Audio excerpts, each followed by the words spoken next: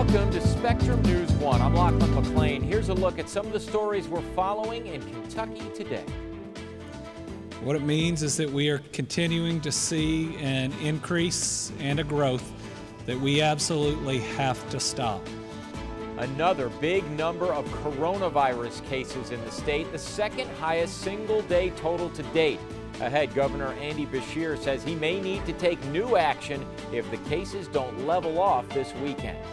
And Lexington is reporting their highest numbers of coronavirus cases in a single day. What health officials there say you can do to keep the numbers down. And as the Breonna Taylor case continues to be under investigation, groups of people are traveling to Kentucky to demand justice. We have an update from Louisville. I'm Chief Meteorologist Wes Callison. We will see plenty of sunshine as we head through the weekend, but it won't be completely dry. I'll explain in your Weather on the Ones.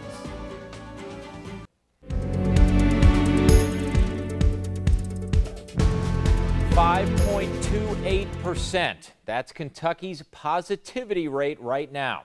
According to Governor Andy Beshear, that is above the White House's recommendation to keep certain sectors of the economy open. It was suggested that all states above that number mandate facial coverings, close bars, and keep restaurant capacity under 25%. Earlier this week, the governor said we weren't ready to close portions of our economy, but he could soon be changing his tone. Take a listen. What it means is that we are continuing to see an increase and a growth that we absolutely have to stop. And we'll be watching these very carefully through the weekend, and if we do not see the numbers come down, we're going to have both a series of recommendations and steps that we'll need to take sometime early next week. Friday marked the state's second highest single-day case total, seeing 797 new cases. The governor also announced that 7 more people have died. The city of Lexington is reporting their highest number of coronavirus cases in a single day. 100 cases were recorded by health officials on Thursday. Spectrum News 1's Joe Ragusa reports. The 100 cases Lexington saw Thursday comes as both the city and the state are seeing a rise in cases. In fact, Lexington has been seeing a rise in cases since mid-May, and 40% of all cases in the city have been reported in July. Public Health Commissioner Dr. Craig Humbaugh says what the public can do to stop the spread isn't hard.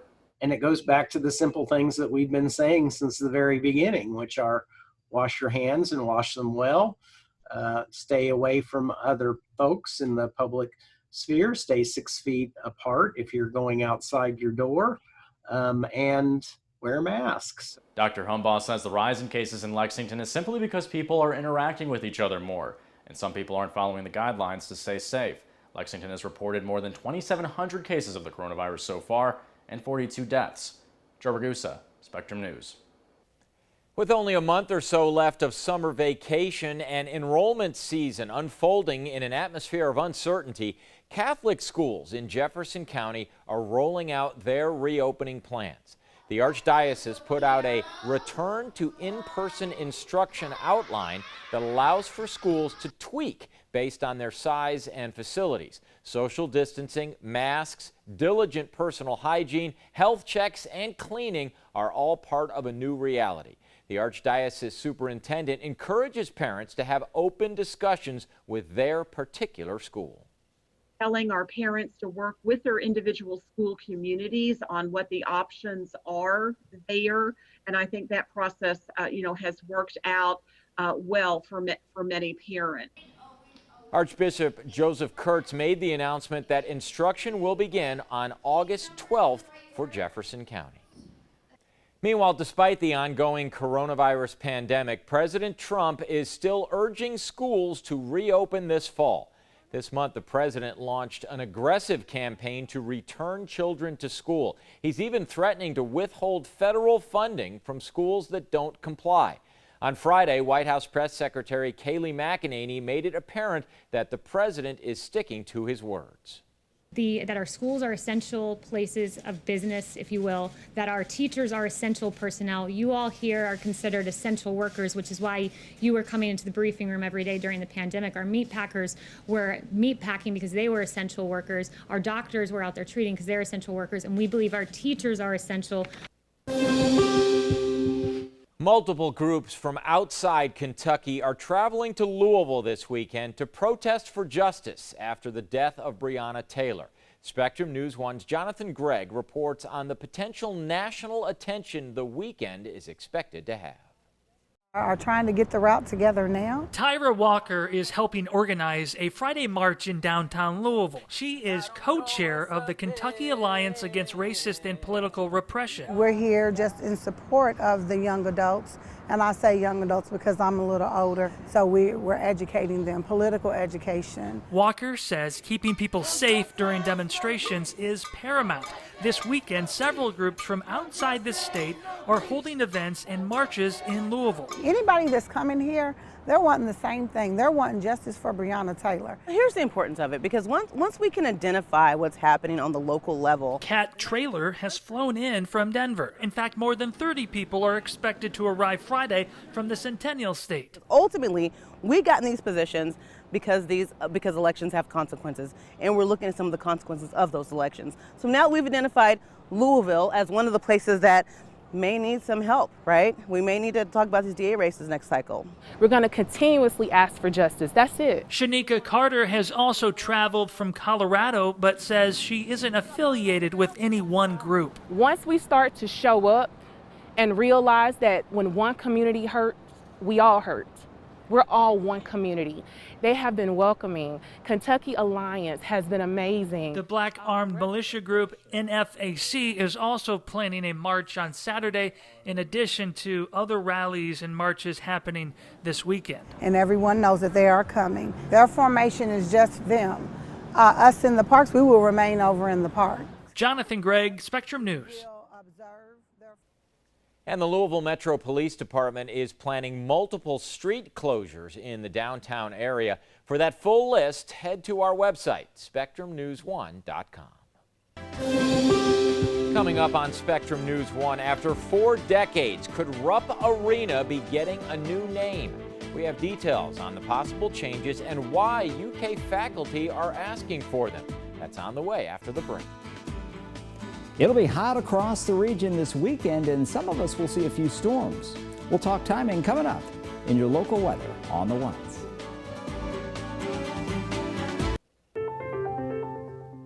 Louisville's Civilian Review Board is pressing on to reform police and hold them accountable. The board met Friday to ask questions of police and seek advice from an experienced Atlanta man. Spectrum News 1's Ashley Mills was listening in and shares the findings. The people on the board are faith leaders, community advocates, law enforcement representatives, and elected leaders across the city. And today they questioned LMPD's Public Integrity Unit and Professional Standards Unit processes. The point is to make a new layer of review by which police are held accountable after the death of Breonna Taylor. But based on the questions and comments from members today, while hearing from someone on a similar board in Atlanta, there's some doubt as to how effective the board can really be at changing citizen-police relationships. Based on what you've provided to us here, has there been any change in the relationship between the police department and the community? Change between the police department and the community? Yes. I think that in light of everything that's happened over the last couple of months, some challenges that were before us have been amplified. But the biggest challenge to our agency in the past has been when the board sustains something that goes over to the police department and the police department does not accept the recommendation or declines to want to follow the recommendation. And so that causes a problem with the citizens. The group has drafted an ordinance to create an Office of the Inspector General to audit police, and they meet again next on July 31st. In the studio, Ashley Mills, Spectrum News 1. NBA star LeBron James is demanding justice in the death of Breonna Taylor. James has been vocal about Black Lives Matter, saying that it shouldn't be a movement but a lifestyle. And James is pushing for punishment, saying, quote, "We want the cops arrested who committed that crime." It's fortunate that we had the George Floyd video to see it. I mean, is that what we need, to see a video of Breonna being killed, for people to realize how bad the situation is? I don't even believe they was at the right place, right? Taylor, a 26-year-old black woman, was fatally shot when police officers burst into her Louisville apartment using a no-knock warrant during a narcotics investigation. The warrant to search her home was in connection with a suspect who did not live there, and no drugs were found. Meanwhile, the Tampa Bay Rays are voicing their opinion on the Taylor case. They posted on Twitter Friday, "Today is opening day, which means it's a great day to arrest the killers of Breonna Taylor." A group of faculty members from the University of Kentucky is pushing to rename Rupp Arena. That's just one of a number of changes they're looking for in expanding racial inclusion on campus. The members sent a letter to the school's president with those recommendations. Faculty members from the African American Studies program at the University of Kentucky are asking for a name change to Rupp Arena. This is all in honor of the recent protests for the Black Lives Matter movement. The faculty in the department sent a letter to the president of the university with a long list of changes to consider while Rupp Arena is under construction. The professors believe that these changes will allow for everyone to feel included, not only in the arena, but also on campus. In addition to the name change, there were also other recommendations in the letter. For example, some of the changes they'd like to see are requiring a course on race and inequality, increasing black representation in faculty to 15%, which they say reflects the black population in Lexington, and overall increasing the support on campus for black students. I did reach out to the faculty members that wrote the letter to the president, and they were unavailable to talk at this time. But if you would like more information about the changes they would like to see, you can go to our website at spectrumnews1.com. Krista Sicard, Spectrum News. And Governor Andy Beshear was asked about the push to rename Rupp Arena during Thursday's coronavirus update. He said he's not ready to weigh in just yet. Still ahead on Spectrum News 1, a Kentucky man quarantined 30 miles away from his family after getting a false positive from a rapid COVID-19 test. We'll tell you how it happened. And our weekend is shaping up to be mostly rain-free. We've got full details ahead in your Weather on the Ones. You're watching Spectrum News 1, your home for Kentucky news and weather 24 hours a day. Stay with us. A Harrison County man quarantined for a week after the results from a rapid COVID-19 test. But an antibody test revealed that the first test was a false positive. Spectrum News 1's Michael Cadigan reports. Thomas Ware is back at work after a whirlwind experience that resulted in him quarantining for nearly a week in his camper 30 miles away from his family. Ware's father, who he works with at Ware Funeral Home, was due for surgery, and Ware was feeling mild symptoms he feared might be related to COVID. I had some symptoms.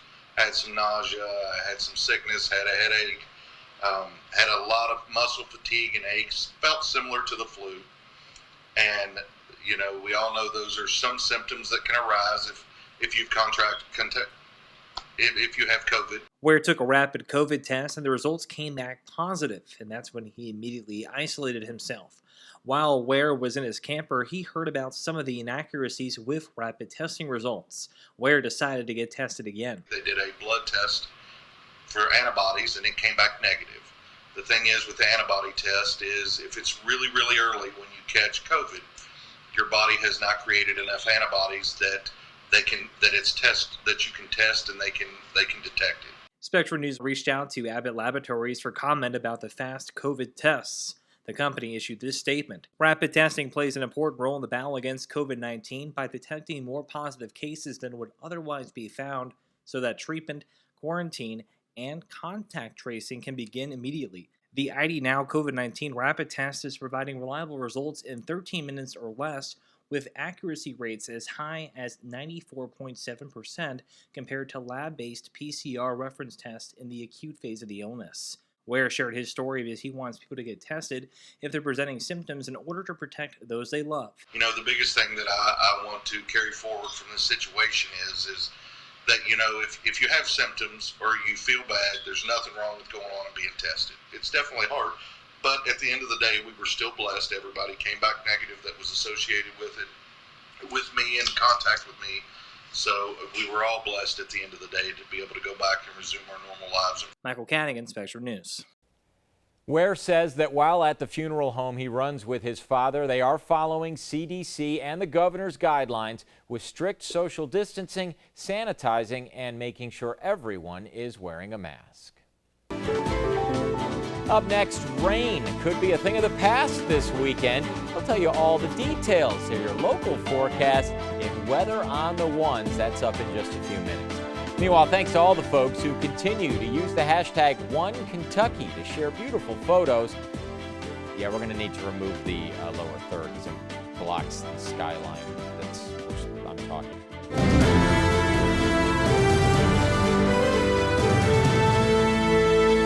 Thanks for joining us on Spectrum News 1. I'm Lachlan McLean. Health experts are calling for the U.S. to reel back in to help control the spread of COVID-19.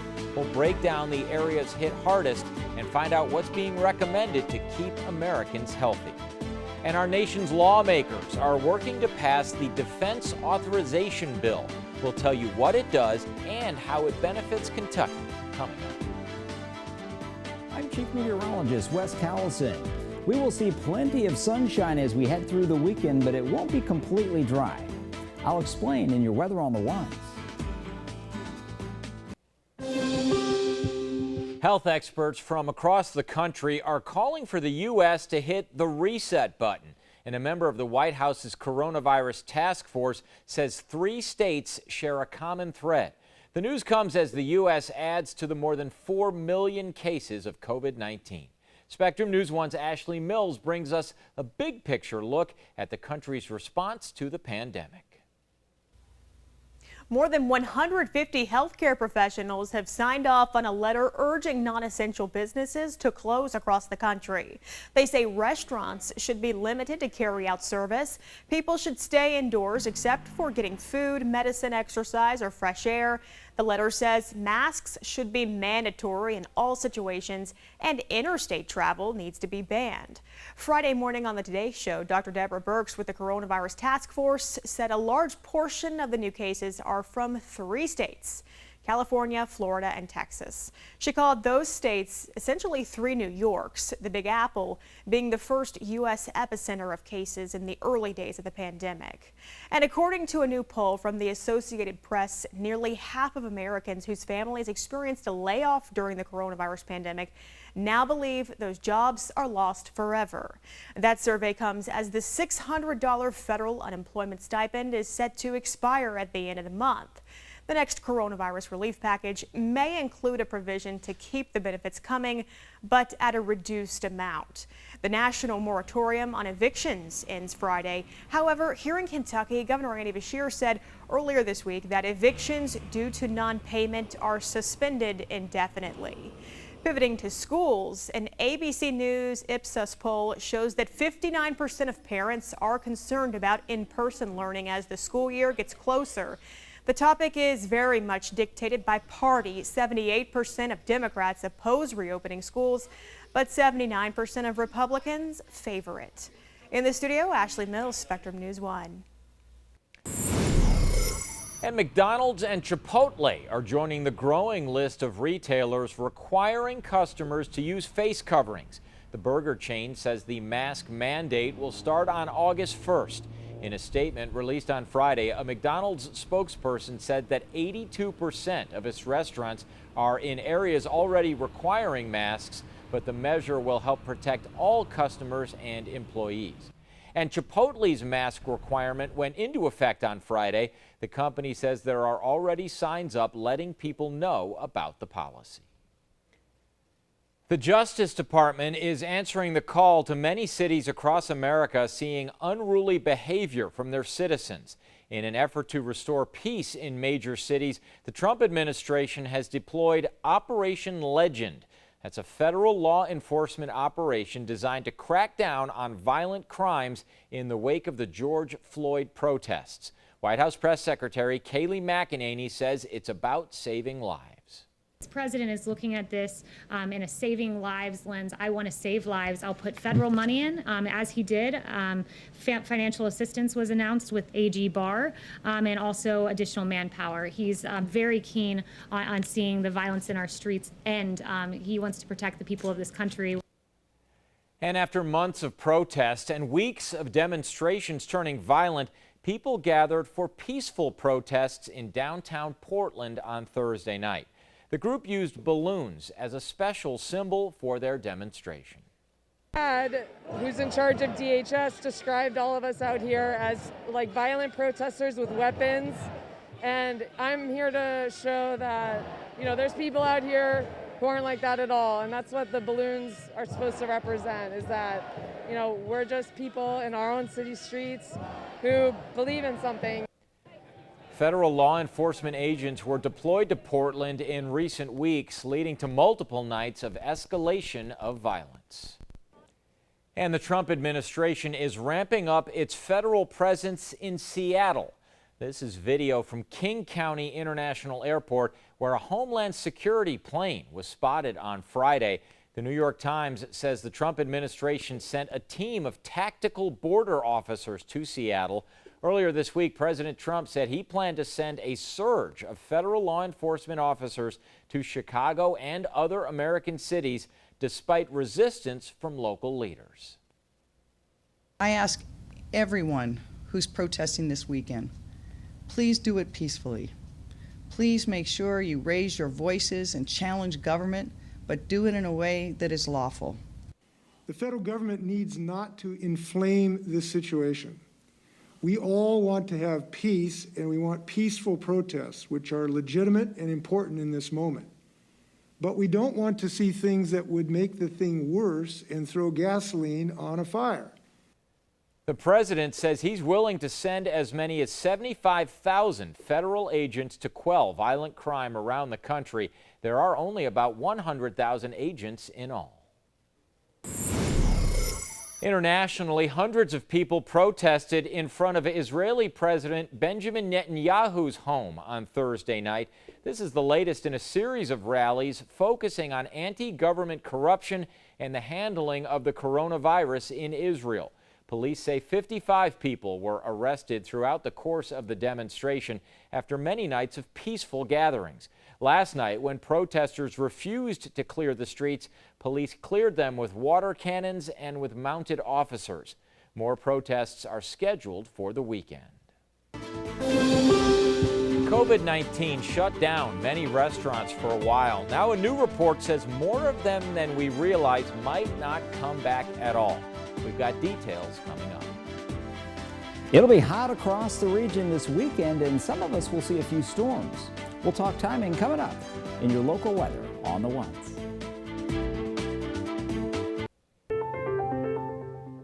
Cheaper prescription drug prices. That's the goal of President Trump, who signed multiple executive orders today to lower prices across the country. Of those new orders, the president saying states and drug wholesalers will now be allowed to import legal drugs from Canada. Americans pay 3 times more than our neighbors to the north. EpiPens and insulin prices will now be capped, and some drug purchases under Medicare will also be significantly lowered. 4 orders I'm signing today will completely restructure the prescription drug market in terms of pricing and everything else to make these medications affordable and accessible for all Americans. On Tuesday, executives with pharmaceutical companies will visit the White House to further discuss the executive orders. It's still unclear when they might go into effect. Although multiple versions of defense reauthorization bills were passed in the House and the Senate, the two groups still need to come together to work out differences in policy before a bill is sent to President Trump. And even then, there might be a delay in it becoming law. Spectrum News 1 Washington reporter Eva McKend has an update from Capitol Hill.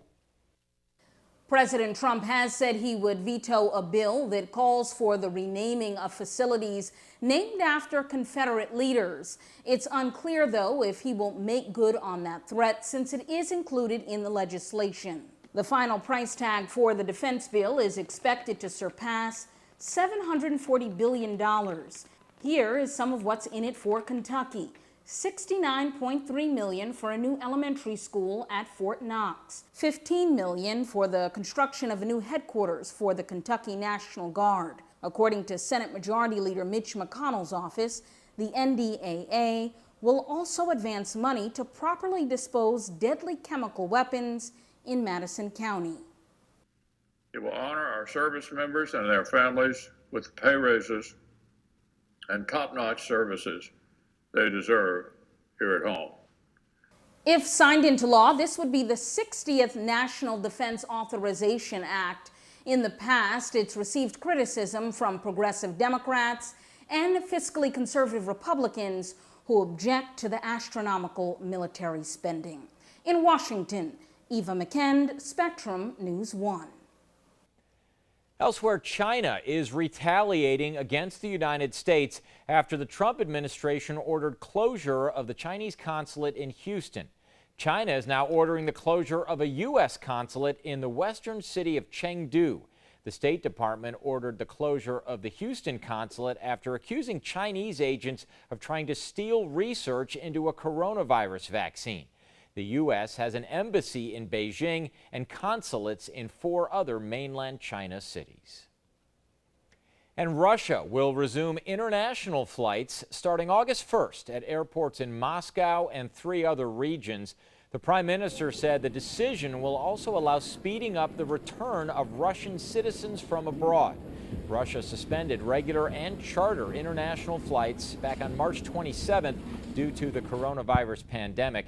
Carriers have only been able to perform repatriation flights so far. And at least 2 regions in Spain are re-entering modified lockdowns following one of the highest daily infection rates since early May. On Thursday, Spain recorded 971 new infections, and nearly half of those were in the northern region of Aragon, which will bring back phase 2 of their lockdown exit plan. The Spanish Health Ministry said that there were 281 outbreaks across the country, but officials are most concerned with Catalonia and Aragon. And still, the country is reopening for tourism. What I would tell anyone considering traveling to Spain is that Spain is a safe country, that Spain, like any other country around the world that has managed to control COVID, has outbreaks, but that the government, national and regional, are working to isolate the cases as soon as they appear, trace the contacts, and make sure we treat them. On Thursday, 14 new COVID-19 cases were reported at U.S. military bases in Japan. There have been 160 cases reported from the bases in Okinawa since July 1st. The trend comes with an added concern for many. Locals say they want reassurances that it's really taking place because the number of coronavirus cases at the Marines in Okinawa since July has exceeded the number of coronavirus cases the entire island has seen during the course of the pandemic. You've probably seen the notices on restaurant doors, temporarily closed due to COVID-19. Now it looks like a lot of those places are gone for good.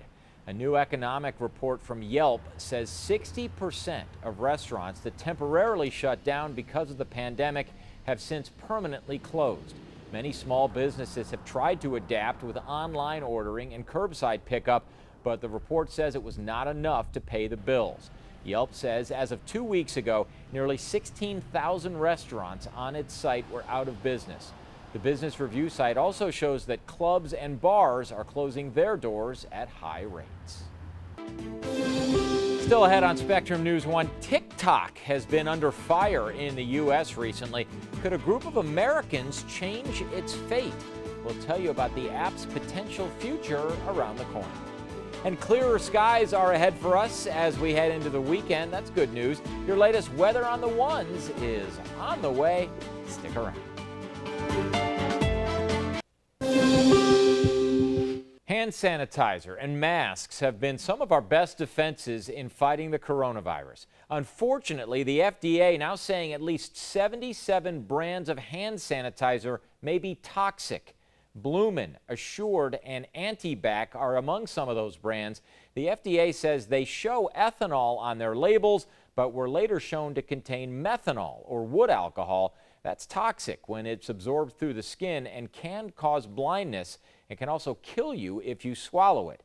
Now we've got a list of all the FDA's recalled products on our website, SpectrumNews1.com.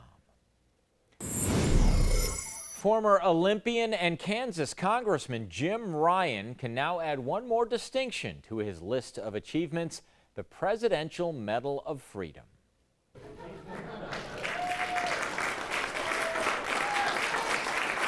He received the high honor from President Trump in a White House ceremony on Friday, the president praising Ryan's athletic career and service. Ryan says his time on the track was one of the greatest moments in his life. In a day and age when many think it's appropriate to dishonor our flag, I will tell you it is one of the greatest honors and privileges of my life to represent this amazing country and to wear the stars and stripes on my chest while racing in the 60s and 70s. Ryan won a silver medal at the 1968 Summer Olympics and later served in the House of Representatives from 1996 to 2007. He's the last American to hold the world record in the mile. More than 4,000 soldiers from Fort Campbell in southern Kentucky are being deployed to Louisiana next month. This is video from back in April. Before they leave, every soldier will undergo a mandatory COVID test, and Army officials say any soldier who tests positive will be immediately isolated. The brigade combat team of soldiers will be heading to Fort Polk as part of a scheduled training exercise.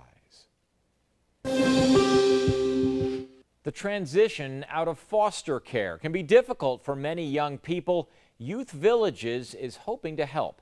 The nonprofit organization is launching the LifeSet program. The program helps people ages 17 to 21 leaving foster care in Lexington, Louisville, and surrounding counties. The goal is to make sure these young people experience a stable transition to adulthood. Elsewhere, American investors might be buying TikTok. Venture capital firms could purchase a majority stake from the app's Chinese parent company. The group is reportedly talking with regulators like the U.S. Treasury Department about whether a spin-off would raise U.S. concerns. The video-sharing app faces heightened scrutiny in Washington as tensions between the United States and China keep climbing. No comment so far from TikTok. Up next, there are clear days ahead, and the good news is they're in your weekend forecast. We'll have your latest weather on the ones coming your way in just a few minutes. But if you don't want to wait for that, you don't have to. You can get that forecast online anytime at SpectrumNews1.com. And be sure to give our social pages a follow as well. But we go to break with a word of thanks to all the folks who keep using the hashtag #OneKentucky to share their beautiful photos. This is from Instagrammer U2 Photography, a shot of downtown Louisville taken as the sun is going down. Now, if you have a photo you want the state to see, use the hashtag #OneKentucky on social media, and then we can pass it along to our viewers here on Spectrum News 1.